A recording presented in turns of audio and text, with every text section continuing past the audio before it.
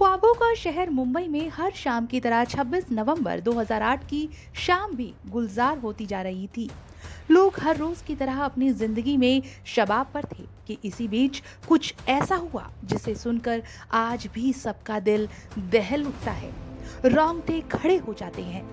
आज यानी कि उस रात के 13 साल बाद भी लोगों की आंखें उस रात को याद करके नम हो जाती हैं, क्योंकि 26 नवंबर 2008 की ही रात ख्वाबों की नगरी का एक इलाका अचानक ही गोलियों की आवाज से दहल उठा था। इस बीच किसी को अंदाजा भी नहीं था कि ये गोलियां सरहद पार से आतंकी चला रहे हैं। पाकिस्तान से आए इन 10 आतंकियों ने देश की आर्थिक राजधानी में इसी तारीख को इतना हाहाकार मचाया था कि पूरा देश उससे दहल उठा था।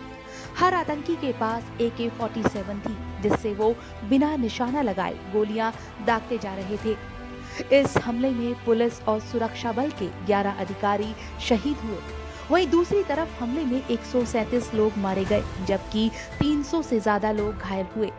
इन्हीं शहीदों में एक ऐसे पुलिसकर्मी भी शामिल थे जिन्होंने महज लाठी पास में होने के बावजूद अजमल कसाब जैसे आतंकी का मुकाबला किया। भले ही वो खुद शहीद हो गए, उन्होंने दर्जनों गोलियां खाई, लेकिन कसाब की गर्दन नहीं छोड़ी, जिस वजह से वो जिंदा पकड़ा गया। ये कोई और नहीं बल्कि मुंबई पुलिस के जाबाज ASI तुकाराम ओमले थे, जिनकी वजह से कसाब जिंदा पकड़ा गया। 26 नवंबर को मुंबई हमले की शुरुआत छत्रपति शिवाजी टर्मिनस से हुई थी, जिसके बाद उसने शहर के काफी हिस्से को अपनी चपेट में ले लिया। छत्रपति शिवाजी टर्मिनस स्टेशन के अलावा आतंकियों ने Taj hotel, hotel Oberoi, Leopold cafe, Cama अस्पताल और दक्षिण मुंबई के कई स्थानों पर हमले शुरू कर दिए थे। ये हमला 3 दिन तक चला, जिसमें 10 में से 9 आतंकियों को ढेर कर दिया गया, लेकिन अजमल कसाब जिंदा पकड़ा गया। उसको पकड़ने के पीछे भी एक जवान सिपाही की बहादुरी है।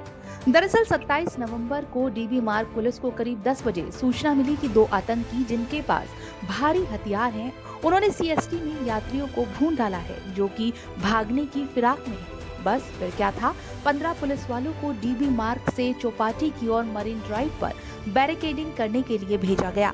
आतंकी जिस गाड़ी में सवार थे, वह अपनी बैरिकेडिंग से 40 से 50 फीट पहले ही रुक गई और उसने यू टर्न लिया।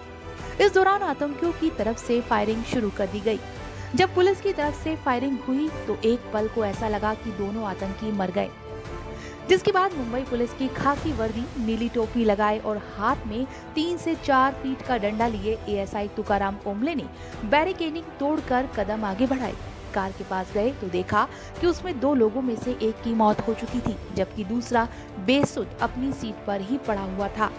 उस समय तुकाराम ओमले के पास सिर्फ एक लाठी थी और कसाब के पास AK-47 थी।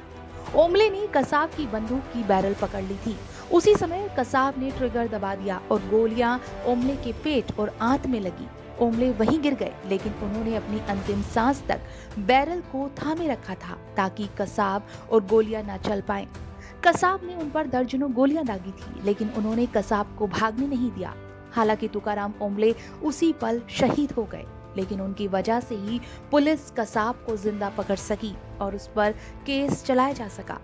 भारत सरकार की ओर से ASI ओमले को मरणोपरांत अशोक चक्र से सम्मानित किया गया था। कसाब के जिंदा होने की वजह से उससे कई खुलासे भी हुए।